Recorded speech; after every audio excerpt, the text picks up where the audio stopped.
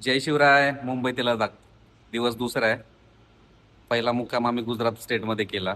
आम्ही आता राजस्थान स्टेटमध्ये नाश्त्याला थांबलोय. नाश्ता चालू आहे. श्रीकांत दादा काय खाताय? हे कसं छोले लाजतंय? परोठे. कसं लाजतंय? छोले भटुरे. सगळे नाश्ता करतायत. आता आजचा मुक्काम आहे आमचा पंजाब स्टेटमध्ये. गुजरात, राजस्थान, पंजाब ह्या रूटनं जातोय. थांबा.